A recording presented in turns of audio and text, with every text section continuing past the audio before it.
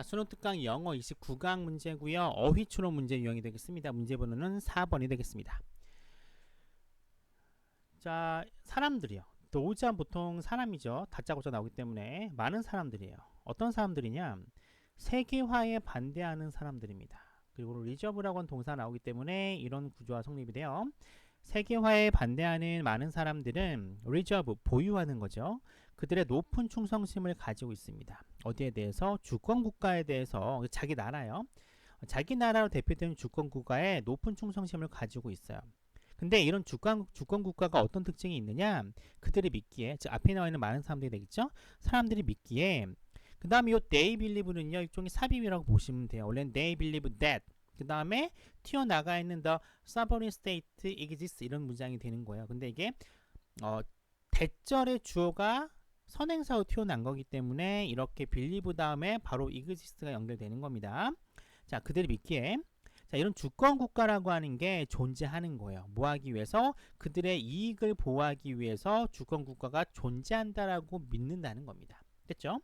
많은 사람, 세계화를 반대하는 많은 사람들은 주권국가에 대한 높은 충성심을 보이고 있는데, 그들이 믿기에 주권국가라고 하는 것은 자기 자신의 어떤 이익을 보호해주기 위해 존재한다라고 이야기를 하고 있어요. 세계라고 하는 건 뭡니까? 이건 주권국가의 어떤 경계라고 하는 게 희미해져 가는 거잖아요. 그렇기 때문에 주권국가, 즉 자기 나라에 대해서 굉장히 충성심이 높은 나라 같은 경우는 당연히 이런 국경선이라고 하는 게 희미해져가는 세계화라는 걸 굉장히 좋게 보지는 않겠죠. 자, 1번은 프로텍트입니다. 당연히 자기 나라야, 주권국가에 대해서 강한 믿음이 있기 때문에 자기의 이익을 지켜줄 거라고 생각하겠죠. 따라서 프로텍트라고 하는 단어는 맞다라고 보시면 됩니다. 자, 요 사람들이 주장하기에 민주주의 국가에서 예를 들어 유럽과 북미 지역의 나라처럼 민주주의 국가 내에서 시민들은요 목소리를 가집니다. 목소리라고 하는 일종이 뭡니까? 발언권이라고 보시면 돼요. 어떤 발언권을 갖느냐? 자기 자신의 운명을 결정할 수 있는 발언권을 가지고 있어요. 일단 민주주의 국가이기 때문에 자기 나름대로의 개인적인 일에 대해서는 어떤 권한이 있다는 거죠. 근데 리들 or no voice입니다. 여기에 대해서는 발언권이 없어요. 어딘가 봤더니 거대 다국적 기업의 이사회, 아니면 좀 관련성이 없는 국제적인 관료 체계 같은 곳, 예를 들어 EU라든가 WTO 같은 곳, 아니면은 경제시장. 어떻습니까? 약간 개인으로서의 힘을 발휘할 수 없는 커다란 덩치가 있는 그런 집단이 될 거 아닙니까? 여기 안에서는 발언권이 없어요. 그리고 이런 어떤 제도권, 이런 기관들이라고 하는 것들은 시민들에 대해서 역시 책임을 가지고 있지 않는다는 겁니다. 뭔가 한계성에 대해 얘기를 하고 있는 거죠. 자, 이런 세계화를 반대하는 사람들은 뭐라고 주장을 하느냐? 미국과 유럽과 같은 민주주의 사회에서 시민들은 그들 자신의 운명, 즉 개개인의 일에 대해서는 뭔가 발언권이 있지만 좀 더 집단이 커요. 즉 세계화를 통해서 이루어지는 세계 거대 다국적 기업이라던가 국제기구 같은 경우에는 발언권이 없고요. 특히 그런 국제기구 같은 기관들은 시민에 대해서도 보호하려고 하지 않는다는 거죠. 왜냐하면 이런 국제기관 혹은 다국적 기업이라고 하는 것들은 전 세계를 대상으로 하기 때문에 소속감이 좀 적어지겠죠. 이 한 나라의 국민들에 대해서 이렇게 신경 쓸 틈이 없다라고 이렇게 생각을 하는 겁니다. 자, 이번 이렇게 문장 구조가 3개로 나눠진다 보면 돼요. 민주국가는 발언권이 있는데 개인에 대해서는 좀 더 범위가 큰 집단에 대해서는 발언권이 없고, 특히 이 집단 같은 경우에는 역시 마찬가지로 시민에 대해서 별로 관심이 없다라고 이야기를 하고 있습니다. 자, 이번에 리모트 하면은 먼 동떨어진을 알고 있는데 여기서 뭐 의역상 해보면은 관련이 없다라고 쓰이고 있습니다. 어쨌든지 간에 개개인의 힘이 미치지 않기 때문에 좀 동떨어진 관련이 없는 국제적인 어떤 집단들 이라고 하기에는 나름 괜찮은 표현이라고 볼 수 있겠죠. 따라서 이번 리모트라고 하는 표현은 뭐 어울린다라고 보시면 될 것 같습니다. 자, 그래서 반세계화, 그렇죠? 세계화를 반대하는 사람들은 뭐라고 주장하느냐?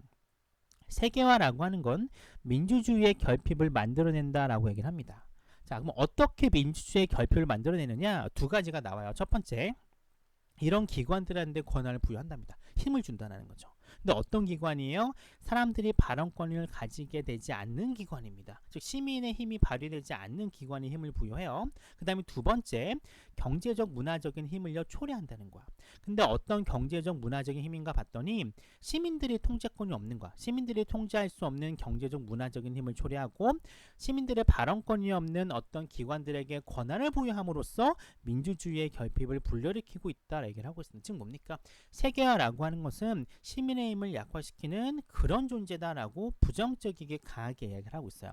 따라서 3번의 디피스트, 이 결핍이라고 하는 거, 민주적 결핍이라고 하는 거는 누가 주장하는 겁니까? 반사회화, 반세계화를 주장하는 사람들에 의한 어떤 근거인데, 세계화라고 하는 것들은 부정적이다라고 하는 거죠. 왜냐하면 시민의 어떤 통제권, 시민이 갖고 있는 힘이라고 하는 것을 한정 지을 수밖에 없기 때문에 민주주의적 결핍이다라는 표현을 썼습니다. 따라서 3번의 데피스트 같은 경우는 굉장히 잘 어울리는 단어라고 볼 수 있겠어요.